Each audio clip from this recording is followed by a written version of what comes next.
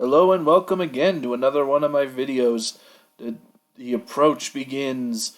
Our spaceships are flying in. We're about to see all the new rules, but we haven't seen the Man Reads Book videos yet. That'll be tomorrow morning probably, but we do have all of the Warscrolls updated on the website, so if you haven't seen it yet, it's now up and live, I believe, in every country. United States finally got theirs updated, and they're one of the last updated, I think. But now you can see all the new Warscrolls for all of the Seraphon. And so I was wrong when I made a video yesterday. In fact, every single one of our Warscrolls got touched. There's not a single one that is almost even remotely like they were before. I mean, some in general function are obviously the same, but so many things just function very differently. And even some units that I was like, well, they really don't have to touch this, were changed. And some quite drastically, so it was a surprise. If you are not interested in watching a video where I go through every single one of the Seraphon Warscrolls and all their changes, go ahead and click out now. And I obviously don't have the core rules other than what's been previewed so far, which is all I'm going to analysis, but this is going to be a good scaffold for us to digest what's coming tomorrow when we can look at the rest of the relics, rest of the allegiance abilities and sub-factions and spells and everything else. But this will be a good start-off point because there's a lot to chew on here, pun intended. There's a lot of biting in this book now for obvious reasons. And so at this point, I'm going to get started. And we're going to start with the easiest one first, the Realmshaper engine. Its card, it literally got revealed. There's no other rules to this thing other than what we already know. You garrison this thing with 20 wounds, and a Seraphon wizard or priest can activate it to turn a terrain piece into something that does D3 mortals on either a 2-up if it's within 18, a 4-up if it's within 18, 36 inches, and if the terrain piece is beyond 36 inches from this thing, it's a 6-up to make that thing do D3 mortals to every unit within 3 inches of that terrain feature. Still good, still great. And I do have a points cost for all the units here. And it is 0. It's not like the first terrain feature to be an allegiance terrain feature with points, so it's all fine. But yeah, let's move on. I want to move on. So the order of things, I'm going to start off with our battle line because battle line is kind of where we kind of start, and we have plenty of leaders in this army. So I'm going to just start off with the battle line, start with the purest of battle line, the humble Saurus warrior. It's gone through some changes. It now has a 4-up save. Its shield has kind of been integrated in. It no longer ignores the -1 Ren, but having just a better save is better on the math overall. And we basically know everything about this guy from the reviews. So the clubs are -1 rend. The spears, they don't have a rend, but if you're in a squad of 50 or more, you get an extra attack. These guys are totally fine. They are, if I find them in the list, Saurus Warriors. There they are.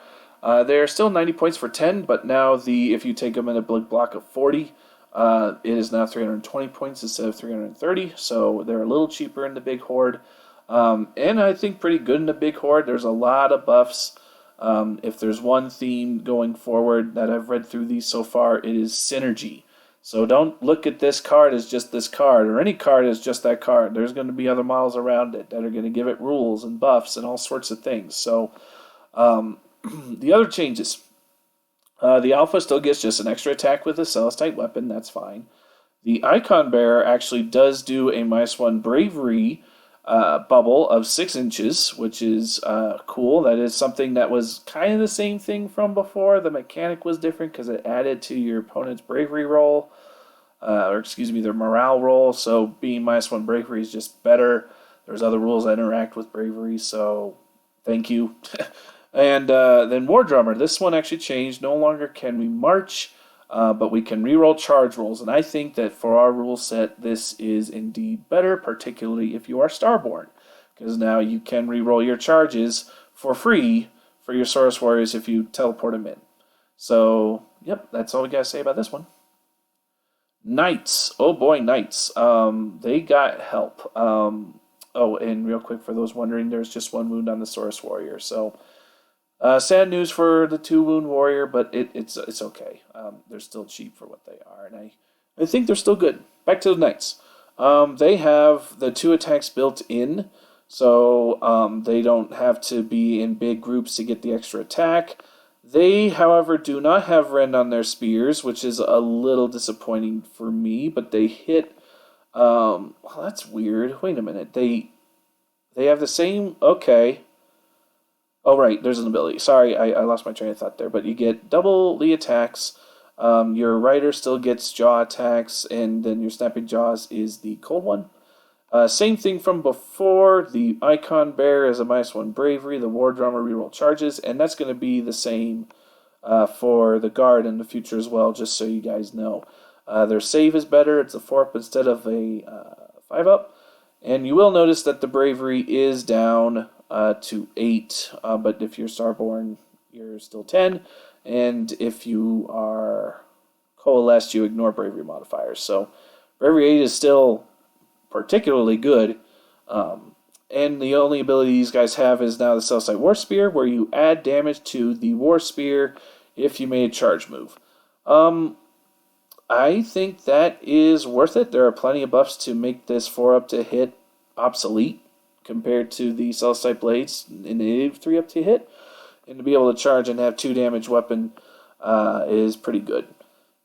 So yeah, and these guys points-wise, Knights. I keep putting my cheat sheet down with all the scores. There they are. They are up to 100 points for 5 of them from 80 points. They do have a bit more punch, and there's a lot of synergy potentially with these guys. I mean, they have a little better save. They have the same amount of wounds as they do currently. They have they move 1 additional inch. So I think these guys are still worth looking at, especially if you're going Coalesce, because then you're getting 2 extra attacks actually instead of just the 1 with the jaws. And this will be definitely a unit to look out for, I believe. Alright, time for the Saurus Guard. This one kind of broke my heart. They're also up to 100 points for 5 of them. I had my 60 guard list for the Eternal Star Host, and who knows if that's still a thing. But you will notice these guys have 2 wounds, so they actually, for 20 points, have essentially doubled in wound count for the unit, which is really good. Do not get me wrong. Their pole arms, though, are still 1 inch. That bothers me, but it is what it is. But it's the same thing overall. Still a rather good weapon, especially on a battle line. They, as I said before, the War Drummer and the Icon Bearer are the same. Alphas get an additional attack. They don't hit any better. They just get an additional attack. Thank you, GW.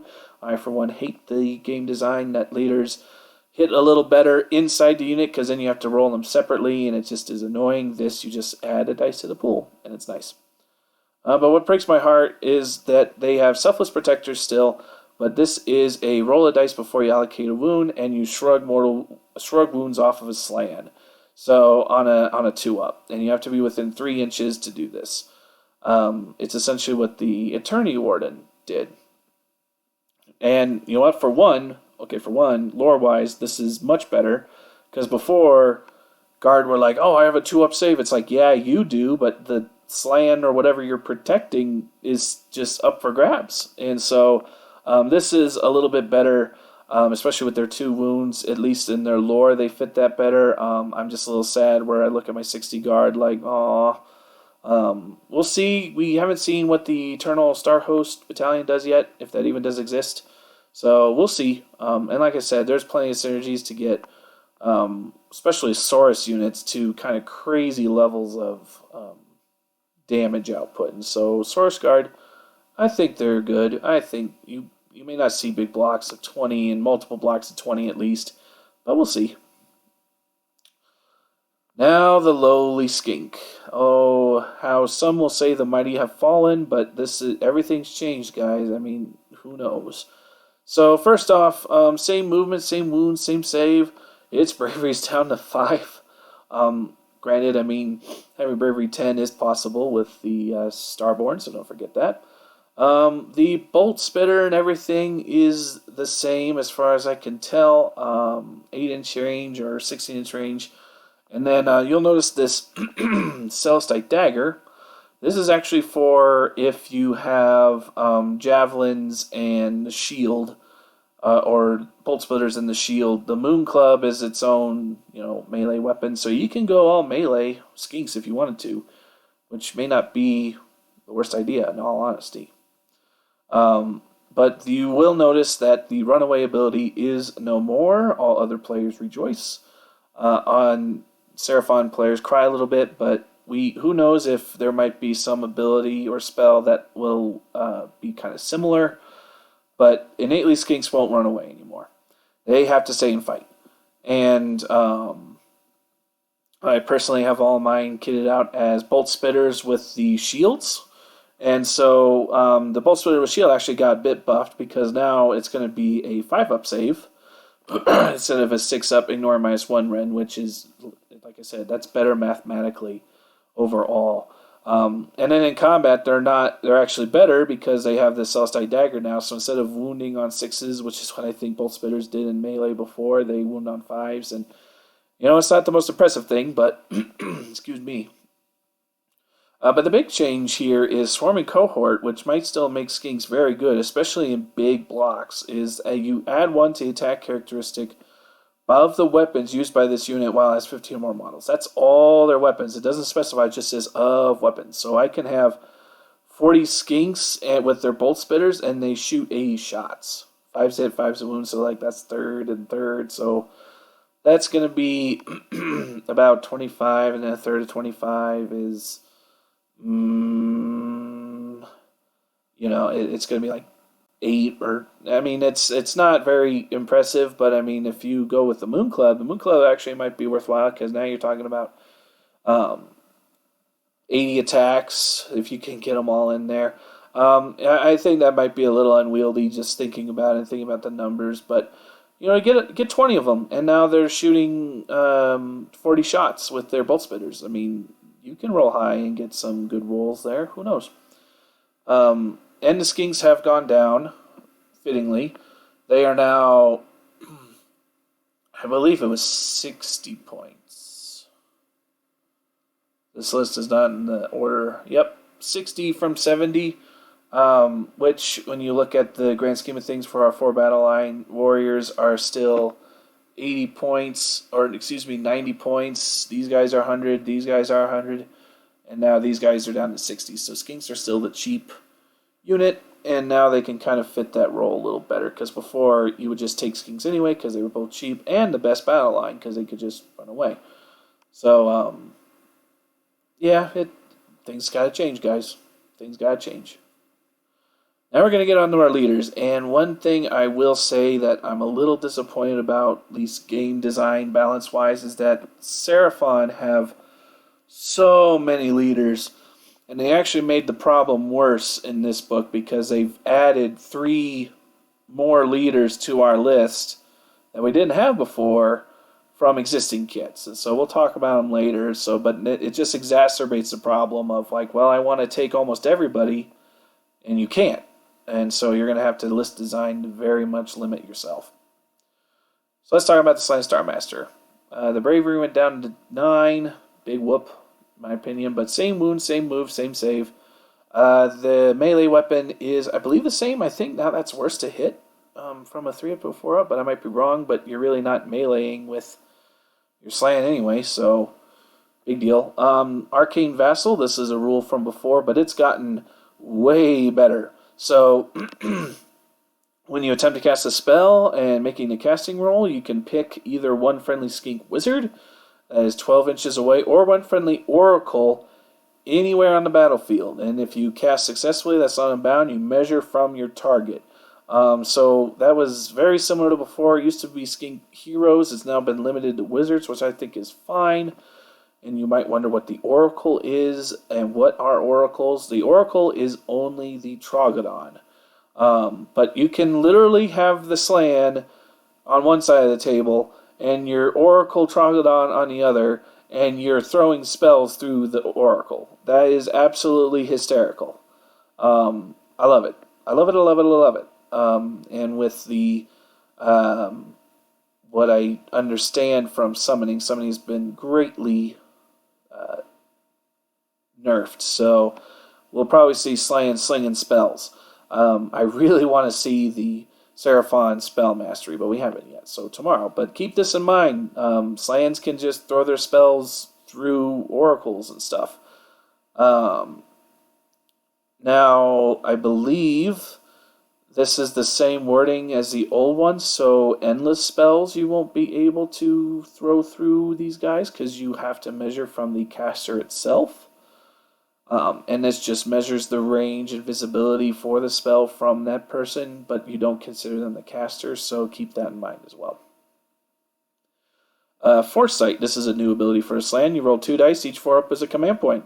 Awesome. And when you see the rest of the heroes, there are plenty and multiple ways to spend command points. They fixed the whole problem where I'm a Seraphon, and literally I'd be sitting on turn 3 or 4 or even 2 and have 5, 6, 7 command points just sitting in my not using them. So, but there's going to be there's going to be a lot of uses for command points in this new book. So generation's great. Masters of Order, this is adding 1 to casting, dispel, and unbinding. Awesome. And this also is allowing them to unbind and dispel anywhere in the battlefield. So that is maintained. It is awesome. I love it. Simple. Great. Magic-wise, a little bit of a change. They still cast 3. They still unbind 3. But the native ability is now Comet's Call, which is... They gave this to a lot of folks. If you remember in the previous video, the Troglodon actually has this spell too.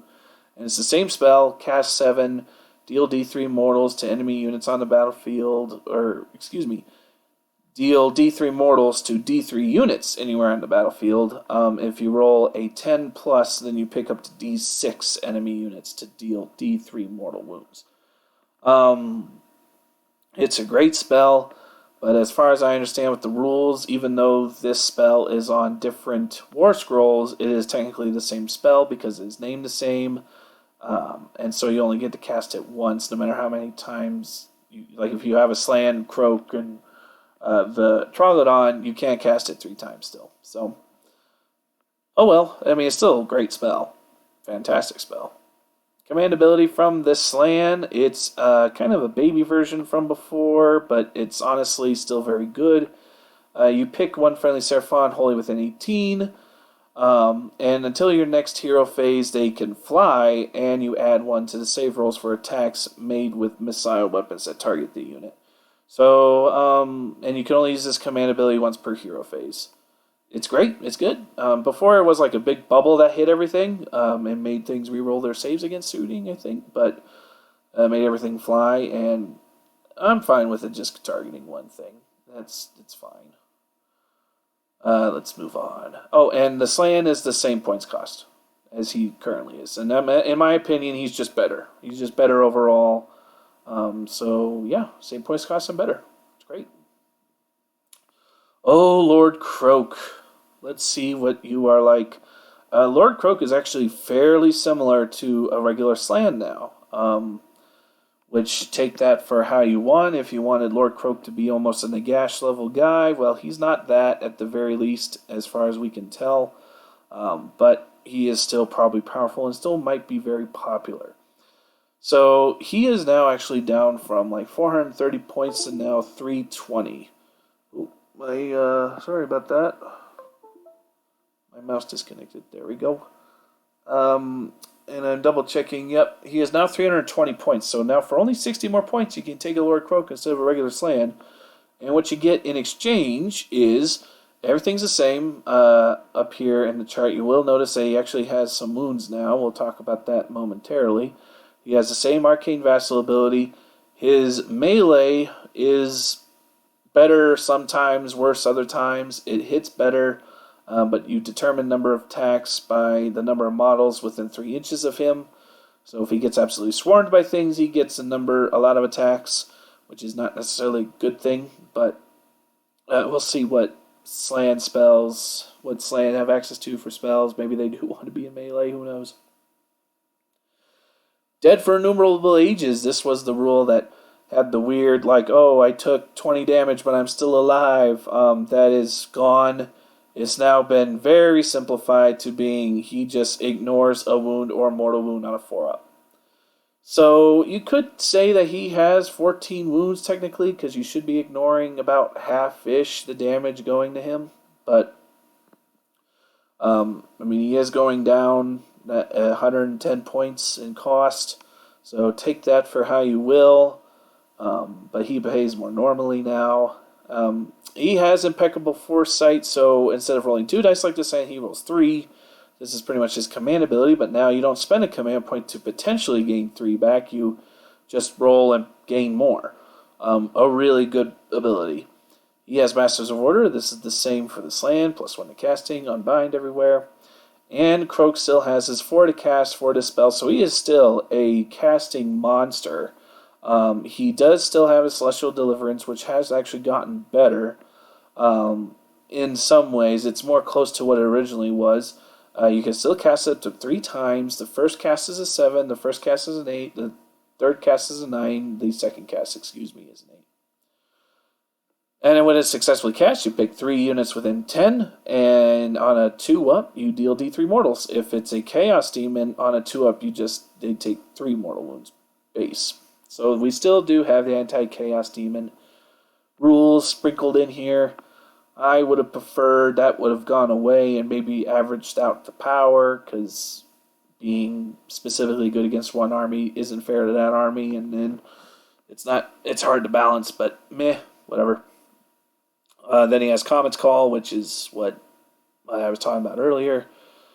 And Gift of the Heavens, he has the same command ability as well. Now keep in mind, it did say you can only use this command ability once per hero phase, so if you bring Slann and Lord Kroak, you can only do this one once. Between both of them, you can't do it twice. So take that for what you will. But I think for 60 more points, it's almost worth taking Kroak instead of a Slann if you're going to bring just one Slann. Like, you get an extra spell, you get an extra dice roll for command points. You have basically all the same rules. You're way more durable. In especially if you have like guard nearby to shuffle wounds off to, because let's see, what does it say? Roll a dice before you allocate a wound or mortal wound to a friendly Slann while it's within 3. Before you allocate a wound. Oop, nope, don't go there. Roll a dice each time you allocate a wound. So you could, I think. So you allocate. So you roll a dice each time you allocate. So what you would do is you would roll this first. You do the 2-up. All your guards die, and then on a 4-up, if either they fail or all the guards die, then you ignore it again. So you can make Kroak just nigh unkillable, and you could for cheap, just 100 points from, and now you have 10 ablative wounds on Kroak. It's pretty good. And you still get, and it's allocating wounds, so you get your saves before any of that. So it's good. I think I might even want to do Kroak instead of a regular Slann Starmaster, unless I really need to save that 60 points for something. But we'll see. And now we're getting to the good stuff. Okay, Saurus Oldblood on Carnosaur. Who Nelly? People will probably be looking here and being like, oh my goodness. So he did go up by 10 points. He was 240, now he's 250. Totally worth it for what he has become. All his stats are basically the same except for the bravery. Obviously, he has the Saurus bravery 8. It looks like Skinks are 5 and Sauruses are 8 and Slanns are 9. His Sunbolt Gauntlet is identical to what it currently is. It even has a rule, which we'll talk about real hero quiz. If you're shooting a Chaos Demon, it's actually 3 to wound instead of 4 to wound.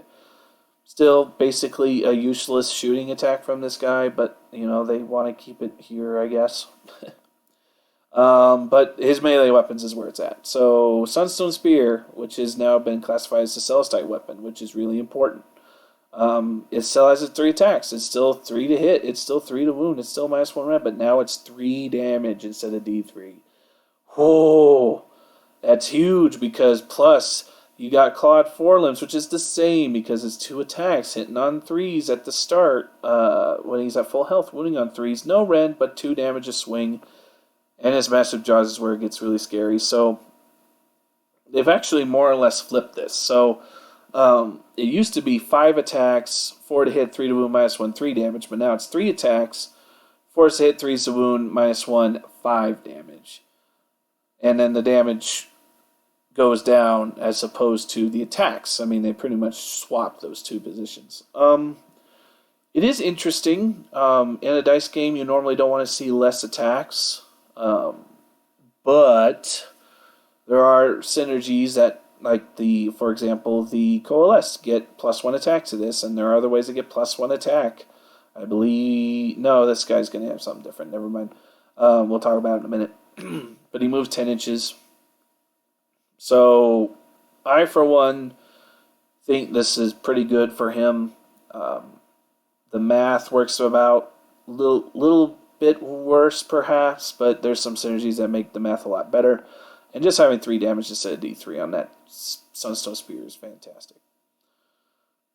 And his rules are just better overall. We talked about the +1 to wound for this, but Blood Frenzy is more or less the same. It's if you kill any models with him for the rest of the battle, he can run and still charge. Fantastic. Cold Ferocity, if an unmodified rune roll for an attack with the Celestite weapon is a 6, it scores a double hit. You'll see this a lot, actually, in the coming Saurus heroes, so just keep this in mind.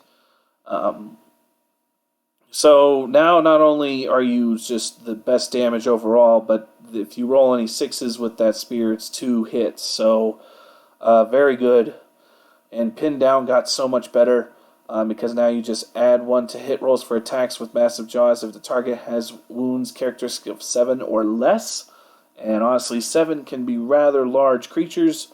But, I mean, this is so much better than when before you had to hit with both of your paws. Because I personally always missed one of the forearm attacks every time. And it just, especially when the few cases he was attacking a monster, and it was just so infuriating. So most of the time he's actually going to be hitting on 3s. But then when he attacks the bigger monsters, he hits on 4s because he can't quite pin them down. Which is fine. And there's other ways to boost it up to like a 3 up to hit anyway, so it's not really that big a deal. Then you have Terror, which is subtract 1 from units within 3. So Blood Roar's gone, which is a bit of a bummer because it was a cool mechanic to make some units die without actually killing them, because you essentially made them run away, an additional morale check. But it was pretty good. It's a little bit of an odd ability, so I'm not too surprised to see it kind of get thrown out in place of being a subtracting bravery. So, it's alright. And it stacks with our banners, so there's a lot of -1 bravery in this army. And finally, Wrath of the Seraphon command ability. You pick a Saurus unit wholly within 18. And until the end of that phase, you add 1 to hit rolls for attacks made by that unit. And you do this in the combat phase. So this is for close combat. And you cannot benefit from this command ability more than once per phase. So if in the book there's some way to fight twice, you're only going to be able to benefit from this once. From this +1 to hit. But he can make himself that. So now he's hitting on 2s with his spear. Hitting on 2s with his clawed forelimbs, and I do believe unmodified hit roll. Yep, and hitting on 3s base with his massive jaws, possibly hitting on 2s if it's a 7 or less wounded figure, which is probably most things. And I believe it's characteristic, right? Yep, characteristic. So, for 10 points, he is massively better in my opinion. Way scarier. I love it. But that doesn't even compare to my love for the Scarvet Carnosaur. Basically the same stats as before.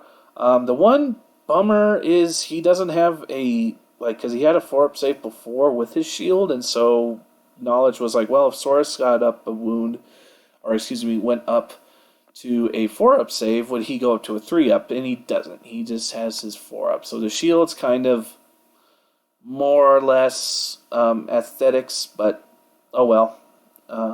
It's fine because he's now 210 points. He went down 30 points. He is super cheap for what he is, in my opinion. You have 3 different options for Celestite Weapon for the dude, and then the forelimbs and massive jaws are the same, exact same from the Oldblood on Carnosaur. And to talk about the rules real quick, there's one down here for the War Spear. The War Spear is just straight up better than the Warblade. I really don't understand why the Warblade's there, because the War Spear has the exact same stats as a Warblade, but it also has the added benefit that when you charge with the War Spear, it's 2 damage instead of 1. So yeah, I modeled mine with the War Spear. I'm gonna keep the War Spear, and I don't know why the Warblade's here, because you're doing War Spear or the Great Blade. And because for half the attacks, you hit a little worse, you wound the same, you have a rend and 2 damage. But I think having more dice is better, just math-wise, so I have mine with the War Spear. But basically, everything else rules-wise, other than the command ability, is the same. He has Blood Frenzy, he has Cold Ferocity, he has Pin Down, he has Terror. So for 50 less points, you can get basically the same dude. Obviously, the 3 damage spear is gone, but and you get a different command ability. But honestly, it might be worth it. We'll see how the games play out. But I honestly think that for 50 points less, this is a steal. And because his command ability is actually more or less what he had before, which is surprising. It's just been clarified because you use it in the combat phase, wholly within 18, a Saurus unit you target. And you give them that if they hit with the unmodified hit of a 6, then the attack scores 2 hits. This, as it is written, does not stack with Cold Ferocity or other rules that we'll talk about where they get double hits, because it just talks about that it's not 2 additional hits, is that it is a 6 that attack scores 2 hits, period. So it wouldn't be like, oh, you score or scores an additional hit. It's just 2. Like it's like a hit of a 6 equals this. It's not a hit of a 6 is plus 1 hit. In my opinion, maybe this will be FAQ to be like, oh no, it totally stacks with if he targeted himself every 6 he hits, it's actually 4 hits. I don't know. I do not read it that way. And you cannot benefit from his command ability more than once per phase. So that's fine. It's better. It's great. It's good. Especially if you're targeting a big, giant block of warriors and getting tons of attacks. I love it. The Saurus Astrolith Bear. Basically, this was guy number 2 you would put in your list after your Slann. He might still be in it, but he has gone through a lot of changes. His stats are the same, other than his bravery went down. His weapons are, I believe, the same. I believe his jaws were... I think his jaws are a little better, because I think his jaw attacks were 4 to hit, 4 to wound before, but it honestly wasn't that big of a deal. His Celestial Conduit rule adds 1 to casting rolls while they are within... wizards, while they are within 12 of any models with this ability. And in addition, you add 6 inches to the range of the spells. So... while they're within 12. So very good for your wizards. I still think if you're going to go wizard heavy, you bring this guy. No doubt. That extra 6 inches might be a big deal. The additional +1, so now Slanns are +2 to cast their stuff. Oh, it gets better. Revivifying energies. That's a hard word. This one is where people are going to go, oh no, because you revivifying energies now. If you roll a dice each time a wound is allocated or mortal wound to friendly Seraphon, wholly within 12 of this model, units wholly within 12. And on a 6, that wound or mortal wound is negated. Gone is the reroll all your hits. which, if I am assuming what we might see tomorrow with other Allegiance abilities, I think is fine. It's a nerf, to be sure, but there are so many other rules that let us like reroll hits in other ways that it just felt like we were wasting other rules while we had this guy that was rerolling all the hits. So I think it's going to be fine. And this is actually, it's not a bad ability, especially if you have big blocks around him.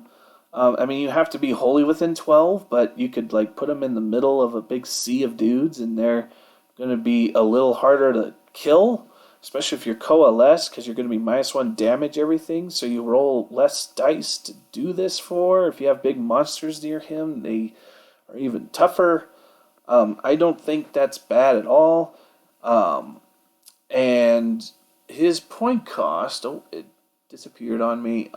He used to be 160, now he's 140. I think he was an absolute steal before, honestly, and he did way too much for the army. Like, he literally did everything where it's like, I'm +1 to cast, and I'm rerolling everyone's hits, and I'm summoning, and I'm glad to see that he's probably going to get a little bit less important.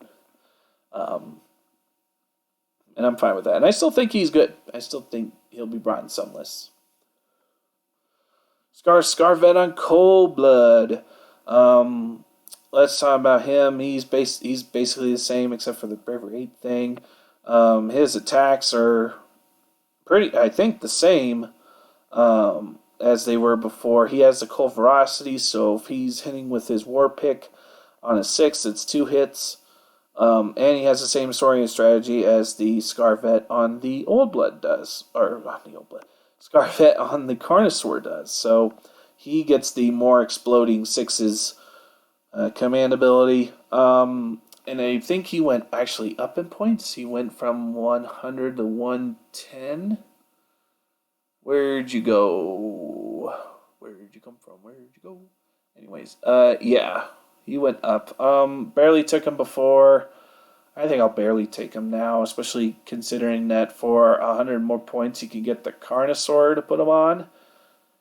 Which is just, and I think he has a better weapon than, the War Pick. I guess if you wanted to save the points, and I'm sure he'll be part of a battalion of some sort, so you can put him in there instead. He won't be the worst hero ever, but this guy's definitely not jumping out at me like, oh my god, amazing. Then we have the Saurus Oldblood on foot. He has 7 wounds, 5 up, 3 up. 3 up save. Oh, that's right.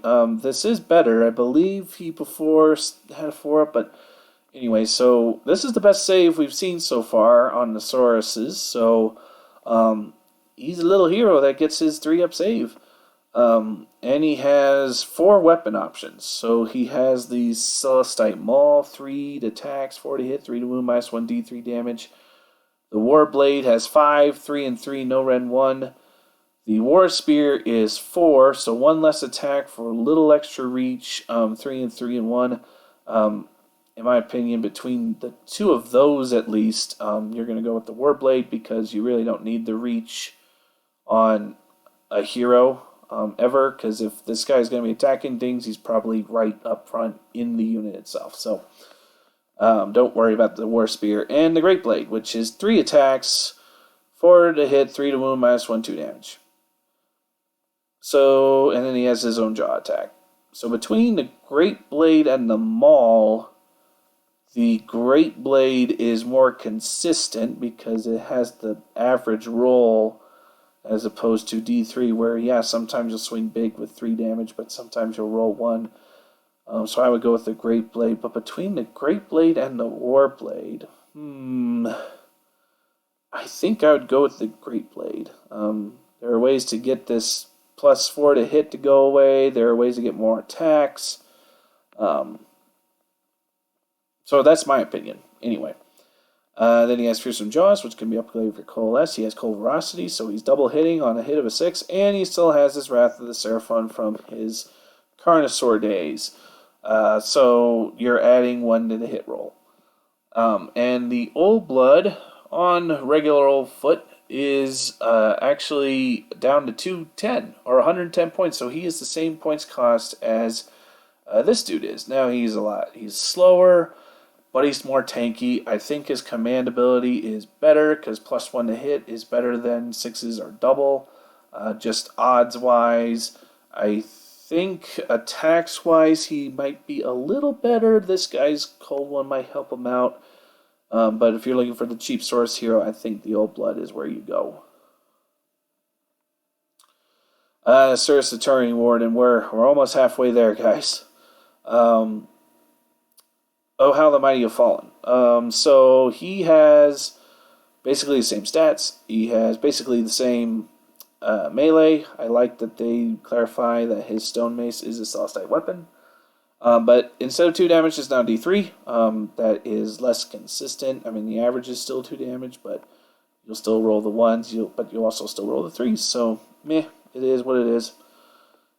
He has a double hits on 6s. He has Selfless Protectors. This is the same ability as the Saurus Guard. So on 2-ups, he's taking wounds for the Slann. But his command ability is Prime Guardian. He targets Saurus Guard specifically, wholly within 18. And until the end of that phase, this is during the combat phase, you add 1 to hit rolls. Why would I ask when I see this, why would I take this when I could take an Oldblood? Keep in mind, he has a 3-up save. I take that back. He has the same save as an Oldblood on foot, but he is more, the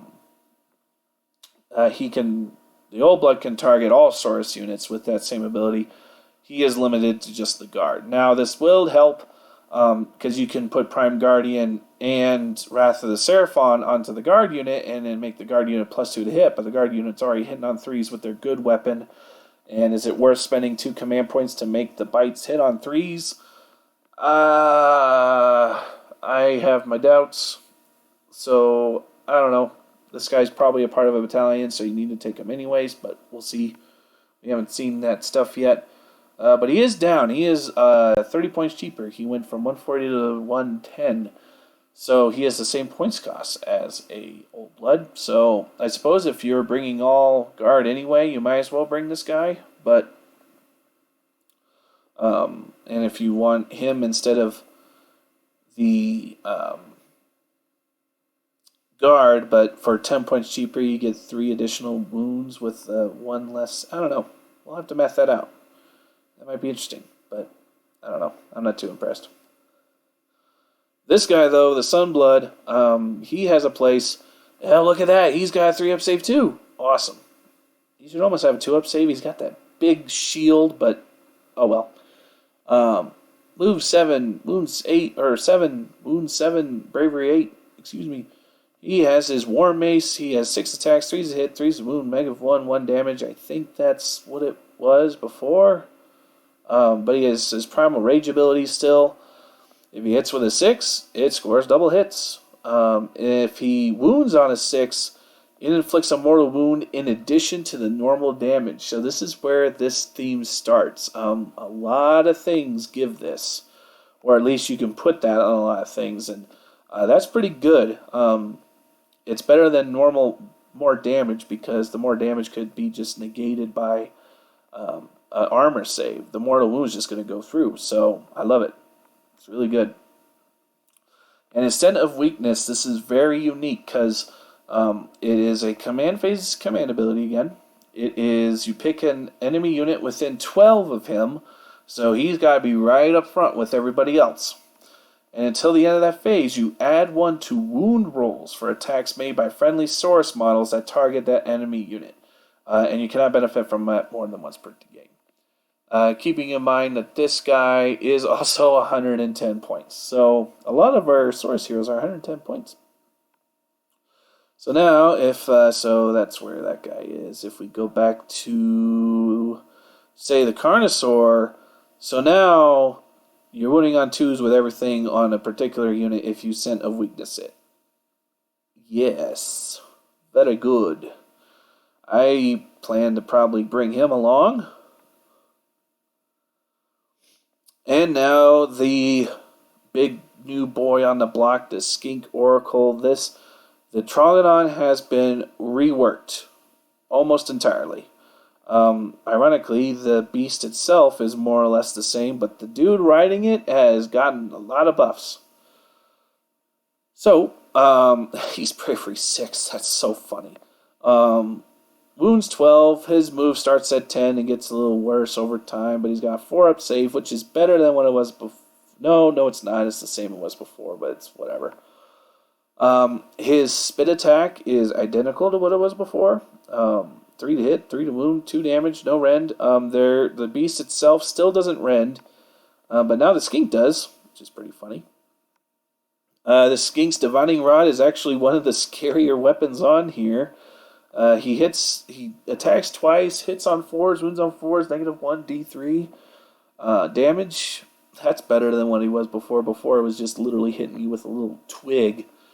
The clawed forelimbs are 4 to hit, 3 to wound, 2 damage. So it's a little worse than a Carnosaur's clawed forelimbs, but not by much. And the venomous jaws. This is a little disappointing. It used to be 6 attacks at full health, but now it's just 3 all the time. But it does still hit on 4s, wound on 2s at full health with 2 damage. But you're not bringing the Skink Oracle for the beast. You're bringing the Skink Oracle for the Skink Oracle, because keep in mind, the Slann can cast spells through him from anywhere on the table, which is insane. When we see our spell cast, that's going to be the first thing I think of. It's like, well, what can I cast from the Slann through the Skink Oracle? That's just going to be bonkers good. The Kroak's going to be bonkers good. You have to wait a turn, because teleporting's down to movement phase, but you teleport the Trog forward, Trog fights for a turn or whatever, you're back to your own hero phase, Trog's in combat in the middle of the enemy army, and you just have Kroak cast his spell to Celestial Deliverance, do all the mortals to 3. I mean, it's going to be nasty. So, the rules for this guy. Now we can move on from talking about rules from other units. Drawn to the Screams. This has been slightly redone, but if any wounds were inflicted on models that took the noxious spittle damage, you can reroll charges against them. That's a little worse, I think, than getting plus 3 inches to your charge, but it is what it is. It's better, I think, in one way. I think you had to actually kill models with the spit before, so that limited what was kind of good targets for the spit, because it wasn't a whole lot of attacks for only 2 damage, so you wanted to hit kind of small things with it. But now you can hit bigger things and still get a bonus. So, Oracle of the Slann is the ability. It's the same ability as the Slann's got. This dude's +1 to cast and dispel, and he can dispel from anywhere. And he actually has regeneration. This is something they did not preview. In your hero phase, you roll a dice on this model. On a 2-up, he heals D3 more wounds on himself, which is pretty crazy, especially if he's coalesced, because he's taking less damage anyway. Yeah, pretty good.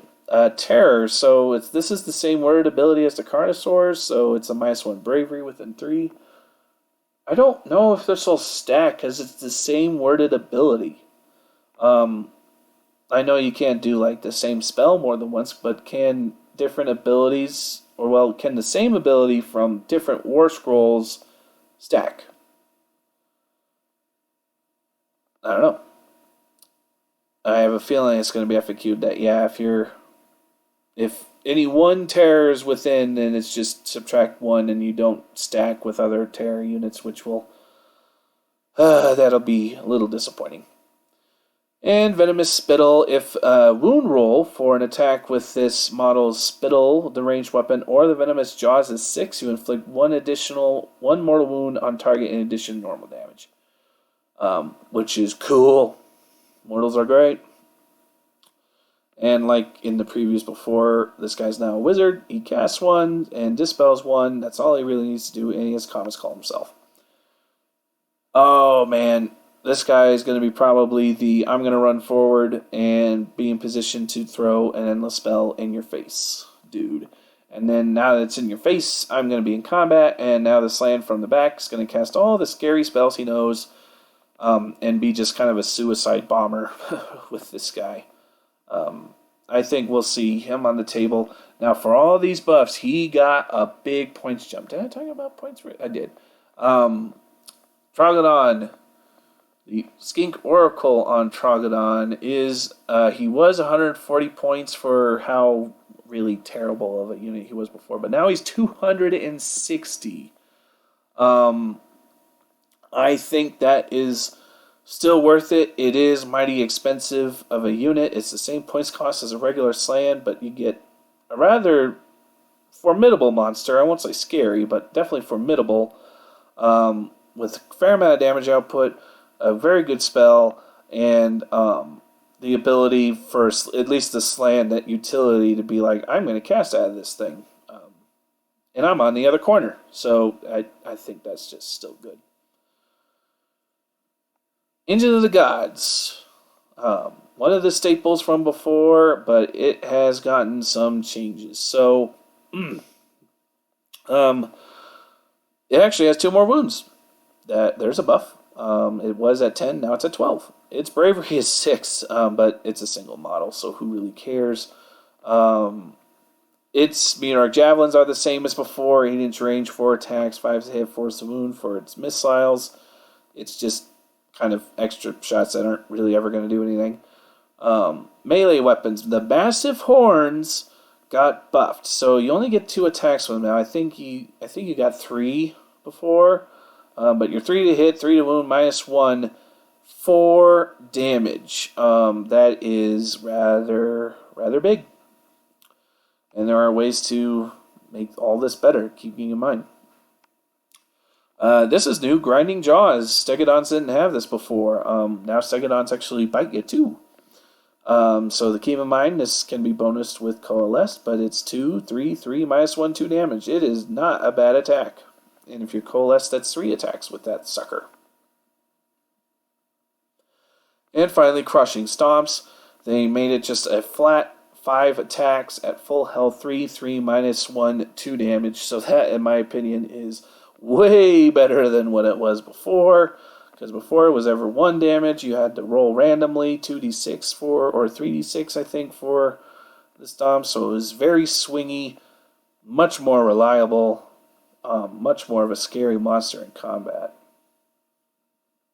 And you also notice the engine itself doesn't get any worse as he gets hurt. It's just the beast himself, which is both good and bad news, which we'll talk about. Kind of the bad news is that, well, the engine itself is just kind of worse, but we'll talk about that. First off, Armored Crest. This is the same ability that the regular Stegadon has, which we'll talk about in a moment, but if you're fighting an enemy in combat with 5 models or less, you actually get +1 to your save. Essentially, the beast turns its frill towards you and it defends itself, which I actually love. I love this ability. Because it is very similar to what the scientists actually think Triceratops from our world actually did to protect their young. So, fantastic. Then you can, if you're fighting a very elite small unit, you're at a 3-up save. Perfect. Now for the Cosmic Engine itself, no longer are you doing this in the hero phase. It is now a shooting phase ability. Start of shooting phase, in fact. You can make 1 engine roll. Keeping in mind from what we talked about before, if you are Thunder Lizards, you can't command ability to make a roll of this again. But you roll 2d6, and you look at the table to the right. But if you have a Slann nearby, then you roll 3d6. You're not discarding any dice anymore, but you're not also rolling the max. So before you would roll 3d6 with the Slann, you'd roll 4 and get rid of the one you wanted. This is more, the Slann actually allows you to get into the tiers that are possible. Because normally you only roll 2d6, so only you get these first 3. You can't access these last 2 unless the Slann's nearby. So, way less being able to get up there. And even now with the 1 to 2 to 3 options, so if you roll triple 1 or double 1, you D3 mortal yourself, which is ouch. I mean, that ability existed before, but before you like physically couldn't do it at full health because it was like a 1 or a 2 that you mortaled yourself. So if you rolled 3 dice, your minimum was 3. So, but now even with the Slann nearby, you could roll triple 3 or triple 1, and that would suck. But on average, on a 4 to a 6 with 2d6, you're healing d3 to Seraphon units wholly within 12 of this model. This is a buff from what it was before, because before you would heal d3 to units within 3 of yourself or something like that, which just meant the engine. Now you can actually have a chance to heal more than just yourself. 9 to 12, this one's kind of a mix mash of 2 results from before. You pick an enemy unit. You can either pick one enemy unit within 24 of this model and that is visible to it. That's a bit of a nerf. And roll 1 dice. Or roll 1 dice for each enemy unit within 12, and on a 2-up they suffer d3 mortals. So it is a mixed match of what before used to be a d6 single shot at 25-inch range thing, or a kind of whirlpool of everything within 12. On a 4-up they suffer d3 mortals, so some parts are better, some parts are worse. Overall, a fine ability. I imagine the engines are going to be something you don't necessarily keep out of combat. You actually want to charge them in with the army. And so this is not a bad result if you're in the army and you're rolling dice for every unit within range, and so this can do quite a bit of damage. Now we're in the tiers that only activate if the Slanns within 12. If you're 13 to 17, you summon a unit 10 Saurus Warriors, wholly within 12 and outside of 9. That is a straight-up nerf from current, because you lost the options to either bring out 20 Skinks, the 3 Rippers, the 3 Terradons, or the 10 Warriors. You only get the Warriors. Bummer. Oh well. I mean, 10 Warriors are fine. They're not... They actually can do things now. And from what I understand, summoning's just a little worse, and these are just nice bodies to have on the table. You know, good scoring units probably. And 18, the 666 still exists. Maybe someday I'll roll it. For the rest of the turn, you can reroll charge rolls for friendly Seraphon units wholly within 24 of this model, and double the attack characteristic of units used by friendly units while they are wholly within 24 of this model. This is also a nerf to this particular result. I wish they hadn't, because 666 is so rare. At least for some of us. I guess some of us have been lucky and have rolled this multiple times, but because before it used to double move and attacks. Now it just reroll charges and double attacks, and it used to be the whole table. Now it's just 24 inches. Oh well. I think honestly, you're wanting to hit the 2 to 3, the 2. Well, you don't want to hit 2 or 3 ever. Excuse me. You want to hit the 4 to 12. Probably most of the time. You're not really fishing for the summoning because 10 Sauruses aren't that big a deal anymore, and the 18 is just the pipe dream. But you never know. Finally, Steadfast Majesty, you reroll Battleshock tests for Skinks that are wholly within 18. Big deal. I usually don't care about Bravery. If you're Starborn, you won't care. If you're Coalesce, you might care a little bit more because now Skinks are Bravery 5. So this might come up more often. And finally, Unstoppable Stampede. Roll a dice for each enemy unit that is within 1 inch of this model when this model finishes a charge move, and on a 3-up, that enemy unit suffers 2-3 mortals. There's a lot of ways to create mortal wounds now. Before, there was like 0 ways to cause mortals. Now, Seraphon seem to have this plethora of ways to cause mortals to the enemy, which is rather terrifying. And for all this, the Engine of the Gods is a bit more expensive, going from 240 points to 260. So, I still think there's a place for the engine. It's just hard right now because it does feel like it's been nerfed, but it was pretty powerful before, if not pretty random. So we'll see where this guy ends up in terms of army building. Since we talked about the other Stegadon, we'll talk about the other Stegadon. And there's some more leaders to talk about, but the Stegadon actually has a leader option now, so that's why this is here. Oh. Huh. The Engine of the Gods has more wounds than a regular Stegadon does. I guess because the Engine of the Gods Stegadon is like an ancient Stegadon, and this is more like a one they just found. I don't know. Anyway, so missile weapons. You always have the javelins, and you either have the bow or the throwers. The javelins are the same as they were before. The Skystreak bow is a 24-inch, 3 attack, 3 to hit, 3 to wound, -1, 3 damage shot. I freaking love it. Does so much damage potentially. I mean, 9 total damage. And then you have the Sunfire throwers. They revealed this before. You count number of units within 8. Number of models, within 8 on a unit, and each 5-up is a mortal wound. So both options are pretty good, and they just both have different battlefield rules. I think the Sunfire throwers are a little better because the beast itself wants to charge in and fight things, so having a weapon that gets better when you get into range is good, but then it's not doing anything as it's running in. So, if you're Coalesced, you probably want to bring Starstreak Bow. If you're the Starborn, you probably want to just Sunfire Thrower because you'll teleport him forward and charge him in anyway. We'll see. This Meteoric War Spear is just for the Skink Chief if you put a Skink Chief on top of here, so keep that in mind. We'll talk about this as the leader option first. So you would get just more combat attacks that aren't all that impactful. I mean, they're 3 attacks that are pretty good to hit with Ren, but it's only 1 damage. So the Massive Horns is the same from the Engine of the Gods. Does 4 damage at full health, which is nothing to laugh at. It has Grinding Jaw attacks. It has its Stomps. All very good.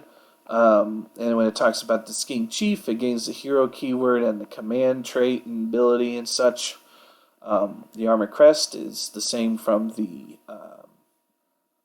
Engine of the Gods. All the rules are the same that we've talked about already. Gout of Sunfire talked about. Steadfast Majesty I've talked about. And now we can get on to the command ability, Coordinated Strike. So you can pick a Skink unit wholly within 24, and you add 1 to the attack's characteristic of melee weapons by that Skink. So they revealed this. It's a really good command ability. The Skink Chief on Stegadon is a really good Warscroll, I feel. It did not exist before, and currently it is priced at, where'd it go? 270 points. Oh my. I think that's the most, other than Kroak, that is the most expensive model on its own. It's even more expensive than an Oldblood on Carnosaur. Is it even... I mean, it has shooting, because you can make the Skink Chief have either the bow or the Sunfire Thrower, I am pretty sure. Yeah, you can equip it either way, so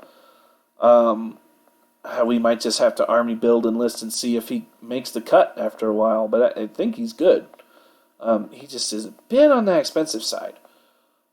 Just the regular Stegadon without the Chief, so he doesn't have the extra melee attacks with the War Spear, and it doesn't have this command ability. The regular old Stegadon is now 240 points, up from 200. I think that is fine and reasonable. The monster itself is just a fair amount better in terms of its damage output, and its shooting attacks are also just better. And keep in mind that in Thunder Lizard, Stegadons are battle lines, so I think that's pretty good. Starseers, we're a little more than halfway. My voice can make it. So, this is all basically the same. 5 wounds, 5 to move, 5 up save, 6 bravery. I mean, obviously the bravery changed. It's now a Skink bravery, but no one cares.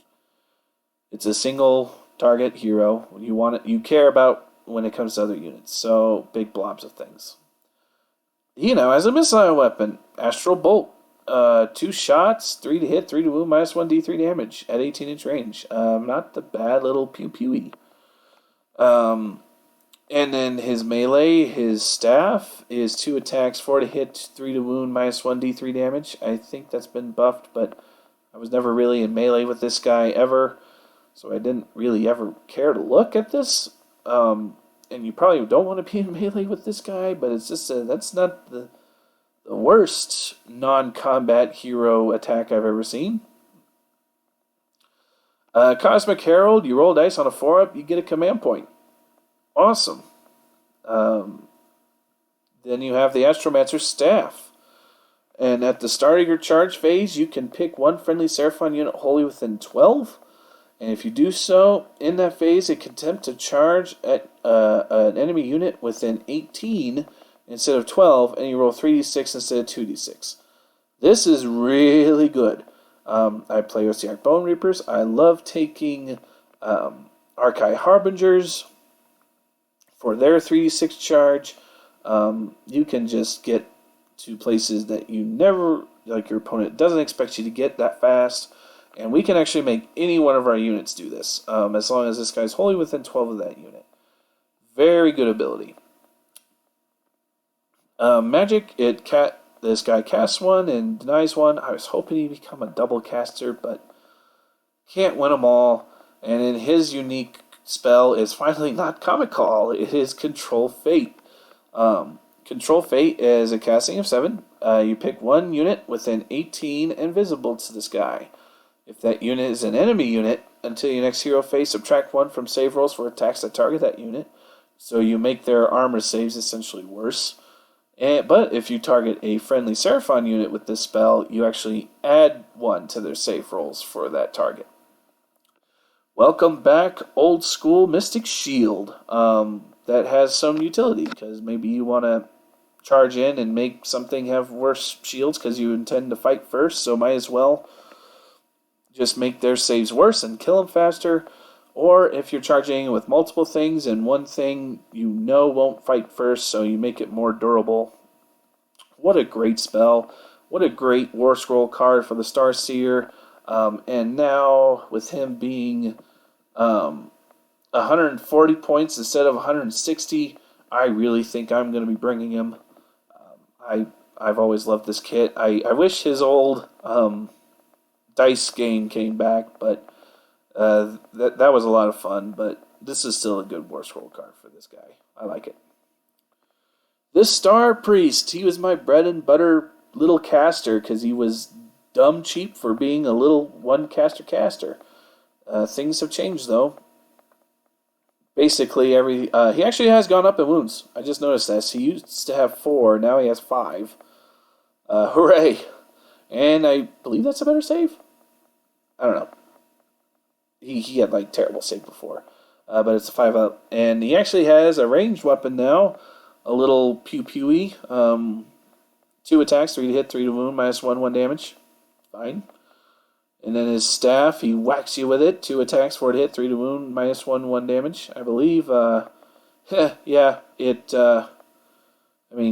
just 1 inch reach on this guy's staff, but it essentially mirrors what the Starseer has. It's just his damage is 1 instead of D3. But you really don't bring this guy to shoot things or to whack things over the head. He has Astral Herald, so he's doing command points on a 5-up, which is great. Cool. His Serpent Staff. This is going to be a big ability, guys. You pick one friendly Seraphon unit wholly within 12. Until your next hero phase of an unmodified wound roll for an attack made by that unit is a 6. That attack inflicts 1 mortal wound in addition to normal damage. And a unit cannot benefit from this ability more than once per phase. Okay. And it's all attacks, guys. It doesn't specify melee attacks. You could make your shooty dudes do mortals on 6s to hit. You can make your melee, and you can even have a unit that's both shooty and melee and get double the benefit. This Serpent Staff is enormously good. And in my opinion, better than before. Could you do insane amounts of damage with the other one where you doubled the damage of a bite attack? Sure, but this is just more consistent. It applies to way more units, way more attacks, way more powerful, and it does mortal wounds. Yeah, this is fan-freaking-tastic. He was in my list before. He is still in my list, and I haven't even gotten to his magic yet. So he is still a 1 caster, 1 denier, and his Blazing Starlight, they renamed it. It used to be Summon Starlight, which I think I like this naming better, because Summon Starlight felt weird to say when you're in a summoning army, but anyways. Casting value is 6. You pick an enemy unit, they are subtracting 1 hit from their attacks. So they got rid of the functionality where you could target a friendly unit and make it -1 to hit. It's a nerf. It's fine. Compared to this ability, the Serpent Staff, like I'm going to be bringing the Starpriest to be doing this. And he's going to have access to other spells that... So, I mean, if this comes up, it'll be a really good spell. -1 to hit on a... You know, if you got a big, scary Archaon coming your way, and this little guy can be like, hey, you're -1 to hit, Archaon. You know, take whatever you can get, right? And the Starpriest has gone up in points. I will say up front that I think this is fine. I think he was stupid cheap for what he was before. But he's now 120 points from 80. So for 20 points more, you can go up to this guy. But I feel both have their place. This guy's spell is really good with a really nice ability. And this guy's ability is wicked good with a fine spell on his own. So I think both have their place.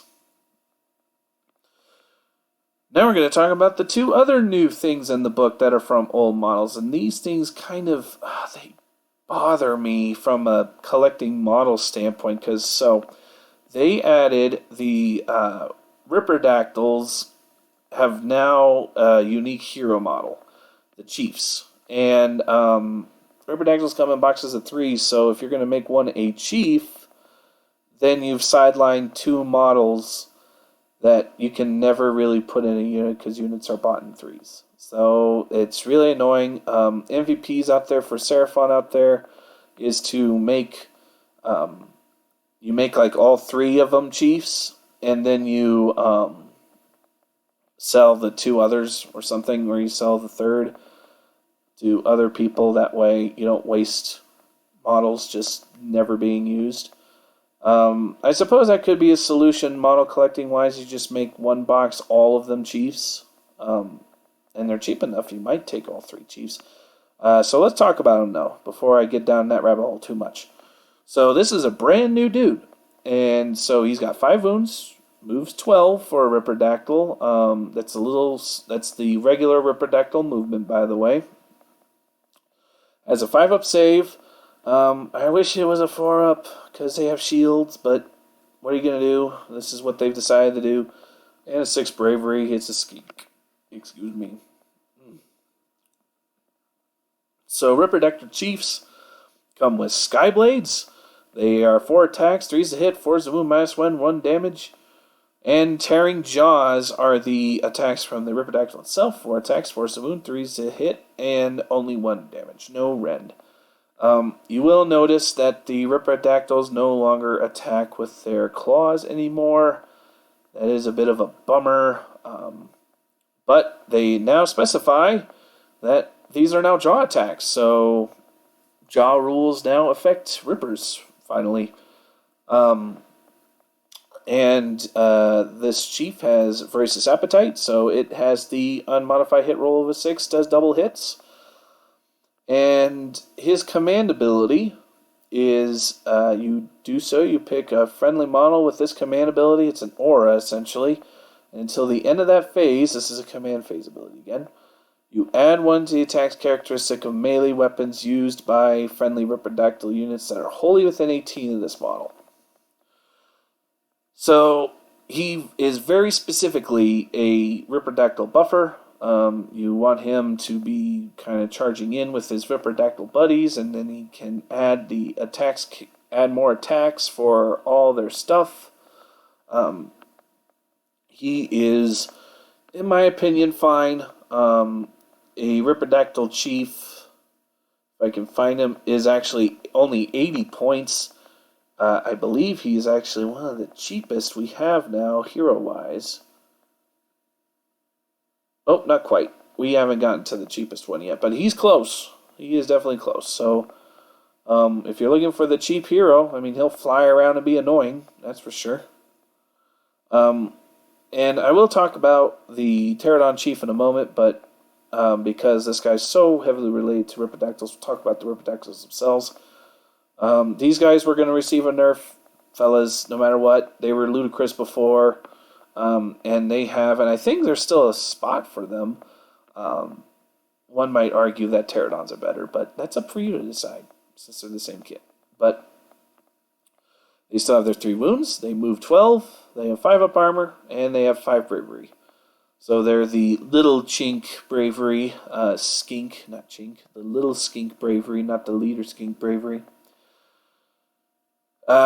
Each of the skinks attacks with their Moonspear once. The leader attacks twice with his Moonspear, and they hit on 4s, wound on 4s, no rend 1 damage. I believe that's identical to what they were before.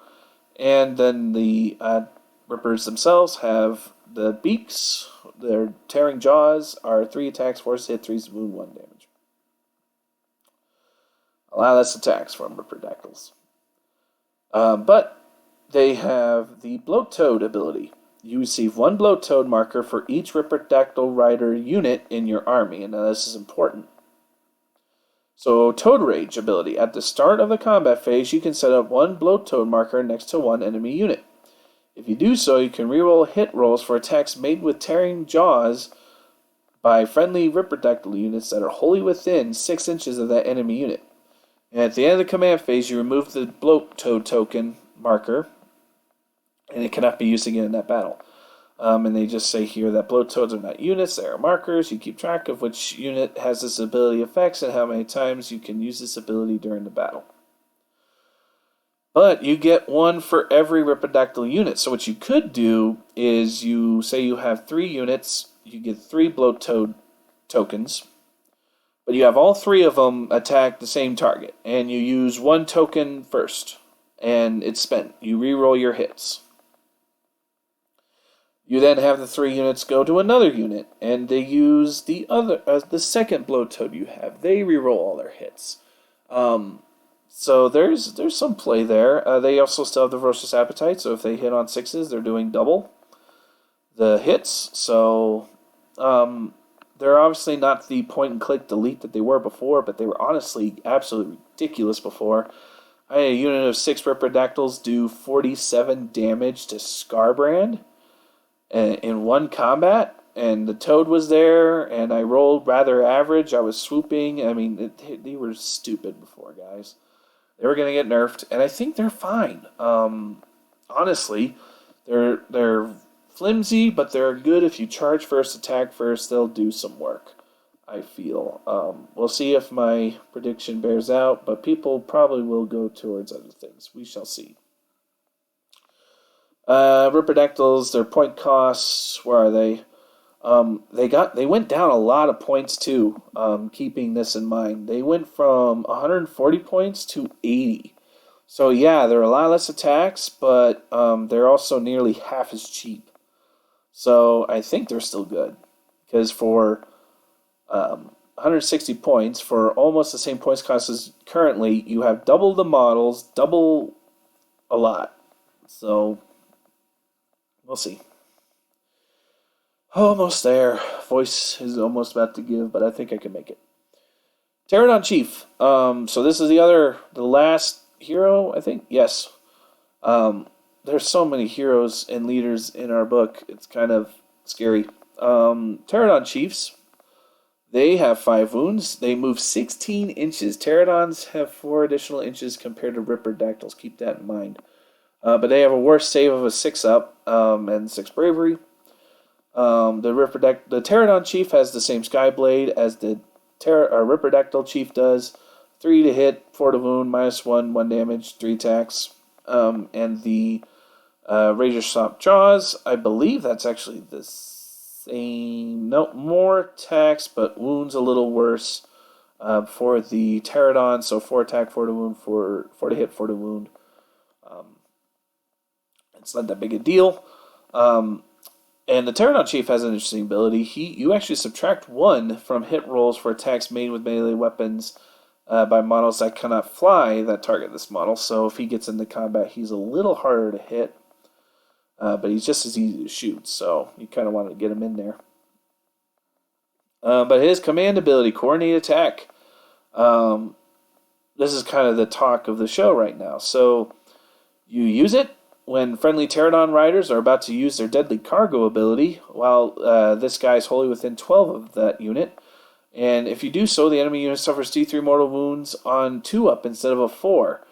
Now, just to talk about their Terradon riders a little bit, the cargo is basically the same as it was before. You use it once per battle, you drop your rocks, and for each of your friendly models of the Terradons that you fly over on a 4-up, you make the unit suffer D3 mortals.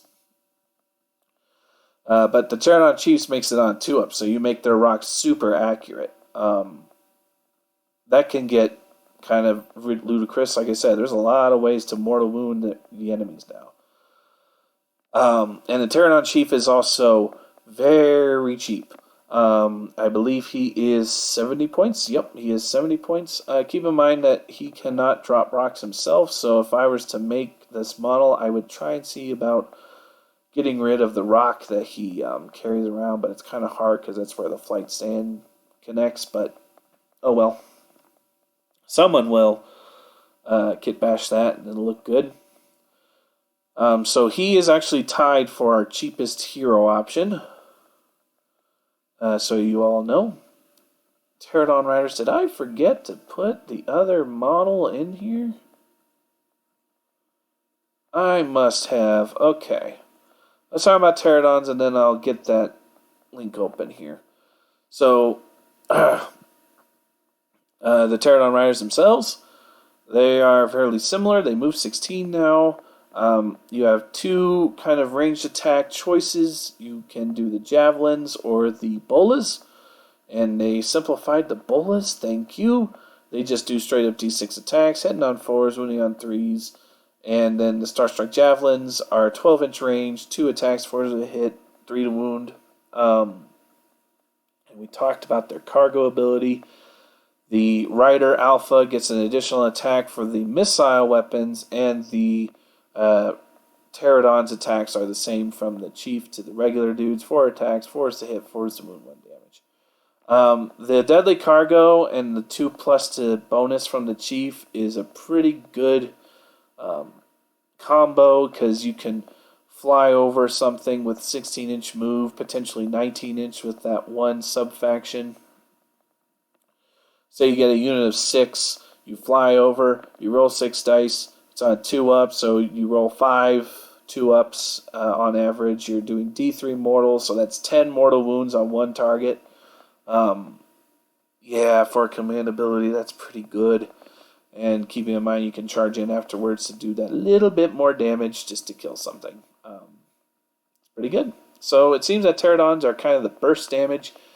They'll just burst something down and then their damage kind of really dives off afterwards, while Rippers are just a lot of attacks all the time.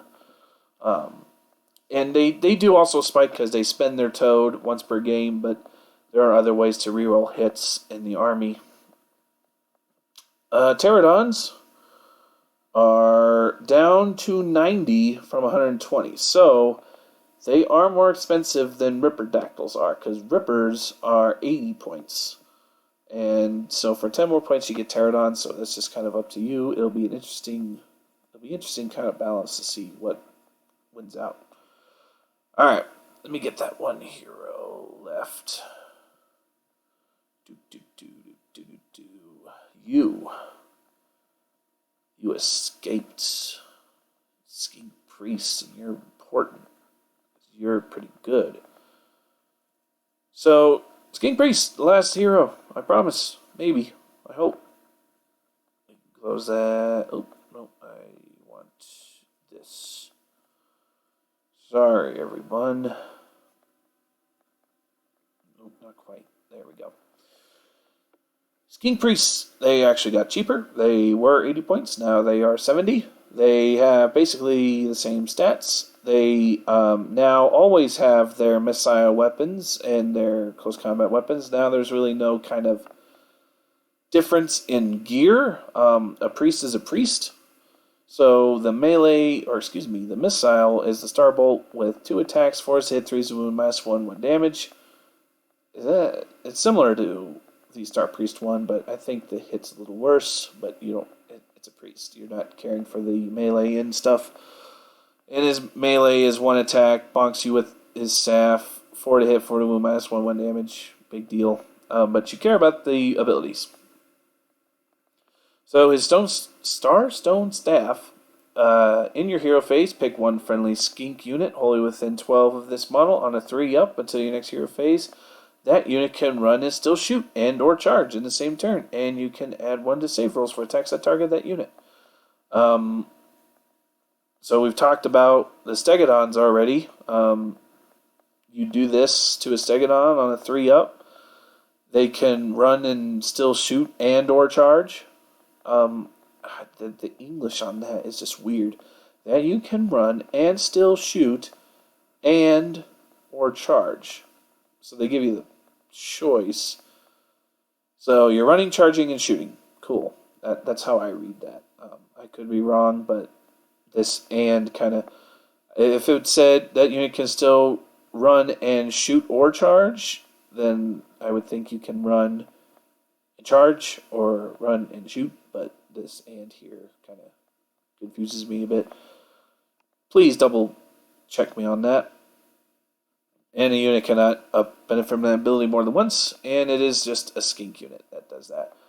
That is pretty good. We'll talk about Bastiladons in a minute, but Bastiladons that are running and shooting things, and again, +1 saves for free. Really good. It's free. You're just rolling a 3-up, a really good ability. And he actually has a command ability now. You use it in the hero phase. It's one of the few that you use in the hero phase. And if you do so, you pick 1 friendly skink unit wholly within 18. And until your next hero phase, you can add 1 to hit rolls for attacks made by that unit. And a unit cannot benefit from his command ability more than once. The Skink Priest is a nice little guy. If you're bringing a lot of skinks, we'll see, because he is a priest. We might have our own prayer table. So we'll see if that's going to be a thing. But for 70 points, he's a nice little dude. And a really good benefit if you have a skink army. Kroxigor is the beast that skipped leg day. They have had changes. We'll see. I haven't had a chance to really dive into these guys, but they still have their 4 wounds. They still have 8 movement. They have 4 up saves. They have bravery 7, which is not bad. Could be worse. Could be better. But if you're Starborn, you don't care. The Maws. So the regular weapons, they have 4 attacks, 4 to hit, 3 to wound, -1 rend. Thank you. 2 damage. And then the Moonhammer, and we'll just talk about it now. You do a hit attack for every model within 2 inches of this thing, so it just swings at everybody once at least. 4 to hit, 3 to wound, -1, 2 damage. And device like Jaws, they each do 1 attack, 4 to hit, 3 to wound, -1 damage. And for their Jaws like a steel trap, if an unmodified hit roll for an attack made with the jaw attack is a 6, that attack inflicts a mortal wound in addition to normal damage. I mean, so many things just do mortals on 6s. It's kind of scary. And keep in mind that it's a jaw attack, so you can get double in a coalesced army. You get 2, which doubles your chances to roll 6s. And finally, Battle Synergy. I kind of went backwards on the card. You add 1 to hit rolls for attacks made by this unit while it's wholly within 6 of another skink unit. So it does have to be close, wholly within 6 inches, but they have a built-in +1 to hit things. Because these guys are Kroxigors, they aren't Sauruses, they aren't Skinks. So they synergize with Skinks, but they don't directly benefit from Skinks, so these guys are kind of on their own. As far as we know, spells and things might still help them. But if they're by Skink, they're 3 to hit on all their stuff, and that's not bad. That's not bad at all. And Kroxigors are now points at 140 from 150, so they just barely got cheaper. I think that's good. I think that's fine. The rend on all their weapons now is such a welcome relief. It made no sense to me that these things are swinging giant, stony, spiky things that have no rend. But then the guy with the big round hammer has a rend. And it's like, what? Why? So, will we see him back on the tables? Maybe. I'm not overly impressed at the start, but I might be wrong. There might be some synergies we don't see. Chameleon Skinks, going on our trend of the fine cast models that one may or may not, should or should not actually invest in. I never played them in the current edition. Disclaimer, they were broken in the current edition because they could literally teleport anywhere and did not care about enemy units at all. I knew that was going to go away, and it did. They still have their ability. They can pop up at the end of a movement phase. You can set them on the size as reserve, but you have to be more than 9 inches away from enemy units. That was going to be how it's going to be. People crying about that. Why did that go away? It's like, no one else does that. Like, everyone else has the same rule, no matter how sneaky you are, that you have to show up 9 away. If Ratmen have to still be 9 away, then Chameleon Skinks have to be 9 away. Sorry. And they can still disappear, and they have a rule here that says if they are hiding and back in reserve by the 4th turn, they are slain. Being able to kind of appear and disappear and reappear can be pretty good. So, sure. Perfect Mimicry, they actually get a 3-up armor save if they're in cover, is essentially what this means. You add 3 to their save rolls. Not bad. And Star Venom, if an unmodified hit roll for an attack with their dart pipes, their range attacks is a 6, it inflicts a mortal wound, and the damage actually ends. This one is slightly different than everything else. Everything else was hit of a 6 is immortal in addition. This is the one thing that's, you hit a 6, it's immortal, and you stop. So keep that in mind. The dart pipes are 16-inch range, 2 shots from the Skinks, 3 to hit, 4 to wound. Not a bad shooter, really. And then in melee, they have the little daggers that are 5 to hit, 5 to wound, but you really don't want these guys in melee. You want them kind of shooting and being annoying. Chameleon Skinks, they are down to 90 points from 110. That's good.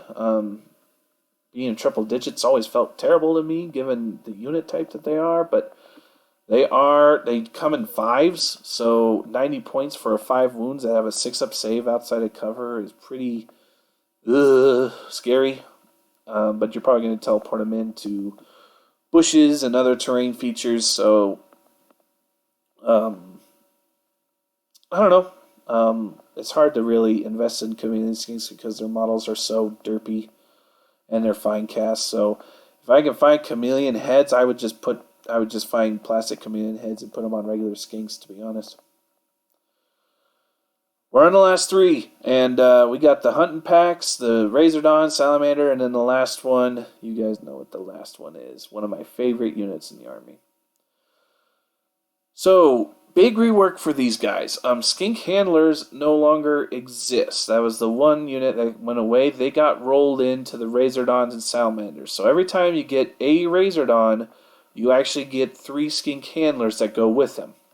And I actually like that idea better because it's a wild animal in the lore, so it should be escorted by Skinks, but it never was before because you could just have them go off on their own and do what they do, but now they have to have escort. Bravery 5 from the Skinks, 4-up save, 8 damage, 1 wound. Now don't panic. The unit itself comes with 4 models, one of which is the Razordon, and 3 of them are the Skink Handlers. The Razordon himself has 3 wounds. So when you get this unit of 4, you're really getting a unit with 6 wounds in it. So keep that in mind. The range attack is, I believe, the exact same. 18 inches, 2d6 attacks, 3 is a hit, 4 is a wound, no rend, 1 damage. If you're within 6 inches, you get a rend on that, just as before. His spiked tail attack is actually a lot better. 3 attacks, 3 is a hit, 3 is a wound, minus 2 rend, 2 damage. Whoo, dilly. Razordons are not kidding around in combat. And they have instinctive defense. This is basically the same role before, but more or less better. If a unit charges it and ends their charge within 3 inches of a Razordon unit, it can make a shooting attack with its volley of spikes, but the attacks is d6 instead of 2d6. So before you had to roll a 4 up to make the attack at all, and then you attacked with full 2d6, I would much rather all the time just do d6 attacks rather than half the time do full shots. That's just, I think the odds are a little better. Now, Razordons are up to 80 points from 50 for each one you get. So, but keep in mind you're buying the skink handlers along with that, so you can have a unit of 12, I believe. Razordon.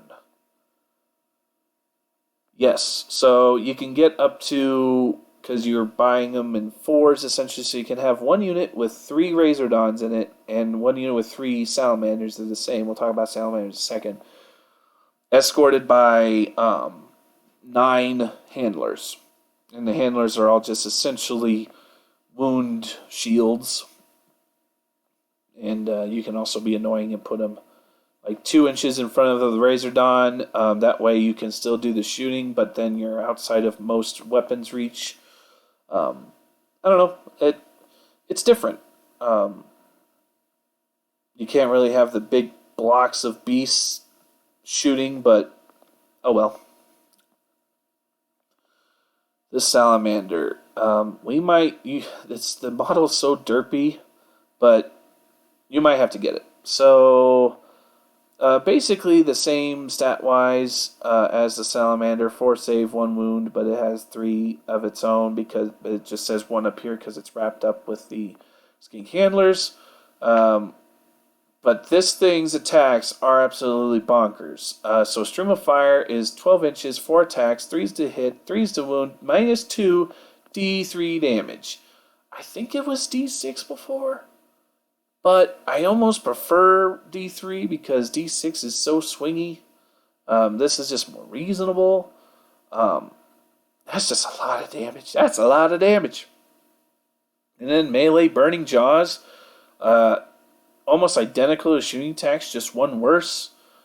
So salamanders are not slouches in combat either. They really up the combat of these 2 units, like a lot.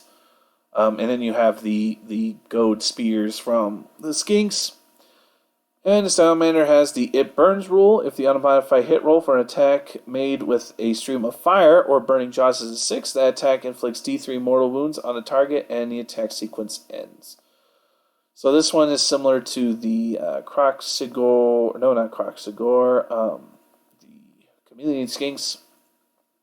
If you hit a 6, you're just doing mortals, just straight through.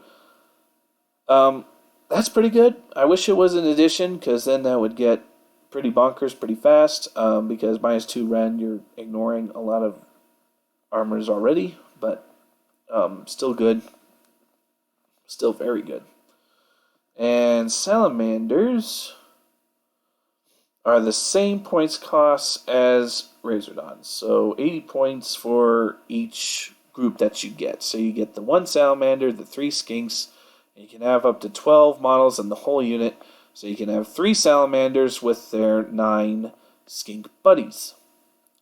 I think we'll see salamander hunting packs, especially if you are Starborn, because you can just teleport them up, get them within that 12-inch range, and just fire on them. Because that's just a lot. That's a lot of damage. That's a lot of damage. And last, but certainly not least, the humble Bastiladon. I said in a previous video, I didn't think this guy would get changed, but oh boy did he get changed. A lot. So let's talk about him. He now has 10 wounds instead of 8. his movement's the same. Oh, that's a bit of a typo. Usually they put the little inch marker there. There's no inch marker there. Funny. He has a bravery of 6 for Skinks, and his save is actually star. Ooh, what could it mean? He starts at 1-up save, which is hilarious. Now, keep in mind, a roll of a 1 is always a failure for an armor save. That is a rule in Sigmar, so I for a second thought that maybe it wasn't, because I know the hit and the wound rolls of 1 were always failures, but I wasn't sure if saves were, but yeah, saves are too. A brief dream of like this invulnerable thing unless you rend him down first. So anyways, as he gets hurt, his save does get worse. But keep in mind, he started a 3-up save before, and so you're at the same armor at 4 wounds left. But you're at better armor all before that. So awesome. But I will add on to that. No more does he ignore all rend. That is gone. In place is this system. I think that is just kind of a more healthy game design, in my opinion, that you just make this really tough. But if your opponent brings the right weapons, then it feels good for them too, because it's like, oh, I brought a -2 weapon, so now your save goes from a 1-up to a 3-up. Those aren't bad odds, and in Age of Sigmar, 80%, I want to say, well, okay, I'll say 70% of all weapons have no rend at all, so you're at a 2-up save, technically, because you roll 1 is still a fail. -1 rend, you're again at a 2-up, and that's like another 10%, 15% of the weapons. And so few weapons have -2 or -3 rend that would actually get these saves really bad. And there are also other synergies that you're getting +1 to save from skink bonuses anyway. So Bastiladons are still tough, if not tougher, because their wounds are better. So don't pew me the Bastiladon. The Solar Engine has 24-inch range. It went up by 4 inches. It has star attacks, 4 to hit, 3 to wound, -1, 2 damage. It's the same stat line except for the attacks. The attacks used to be 2d6 damage, or 2d6 attacks. Now it's just 9 attacks at full health. And the lowest it goes is 5 attacks. That is so much better, in my opinion. You can rely on that number. I would so often have games where I roll terrible, and other games I roll hot, and it's like, yay, I rolled hot, but then you roll the other games that you roll cold on, and it's just sad day. And with Skinks, there are bonuses to hit. Bonuses. I don't think any Skinks have bonuses to wound, but a 3-up to wound is fine. If we know anything about the Bastiladon, its shots are pretty scary. And it still has if you're shooting a Chaos Demon, you're actually 3 damage instead of 2. So, yeah, very good. Solar Engines are very good. The Miarch Javelins, it still has. They're the same. They reworked the Arcosotech. The Arcosotech is a million times better than what it was before, but will it replace your Solar Engines? You be the judge, I suppose. But the Arcosotech is now just a melee weapon. It has 18 attacks at full health. Its lowest is 6, so it drops pretty fast. It goes 18, 15, 12, 9, and 6. 4 to hit, 6 to wound, no rend, 1 damage. But it has a rule that if an unmodified hit roll for the Arcosotech is a 6, it inflicts a mortal, and the attack sequence ends. So really, you're fishing for 6s. On average, if you roll 18 dice, you're rolling 3 6s. So 3 mortals. And then out of those, you only got 3 more of 5s and 4s to hit, because 6s go outside of the wound pool, so you only have 6 more hits, and you only are going to get 1 of those to wound with no rend and a damage.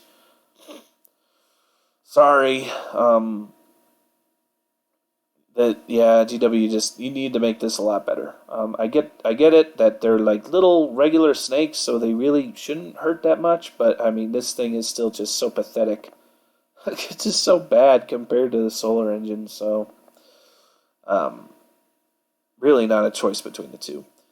And the Bastiladon still has its bludgeoning tail, 3 attacks, 3 hit, 3 wound, minus 1d3 damage. Probably the Bastiladon is still the closest to its original incarnation, honestly, in terms of stats. But it's still changed just so much. And that's the Bastiladon. Simple, lovable. But now, at 60 points cheaper, it used to be 280 points, now they're 220. You can't tell me that Bastiladons are bad. I'm still going to bring Bastiladons. I think they're crazy good. And with the temple, you can maybe garrison 2 of them in there. Well, I guess that would be the full garrison, because you only get 20 wings in there. Okay, I guess you garrison 1, and then you put like another skink chief or something in there, or skink hero of some sort. That way you can activate it. But people are poo-pooing on this. So that's all the Warscrolls, guys. Oh my god, we made it. Everything changed. Everything's different. Nothing is the same. You just have to rethink all the synergies and rethink all your strategies. Nothing has maintained itself. So tomorrow we will get the Man Reads Book videos where people are going to read through like Guerrilla Gaming and read through all the different rules. And I don't think they'll go through all the Warscrolls, so they might. They would make such long videos. This has already gone for nearly 2 hours. So I hope you liked this video. If you went through all of it, you're the real MVP. I don't know why that's a white empty picture. My screens must be broken, but we'll end on that funny meme. So I hope you're all having a great night. See you guys later when we see the rest of the rules. Bye.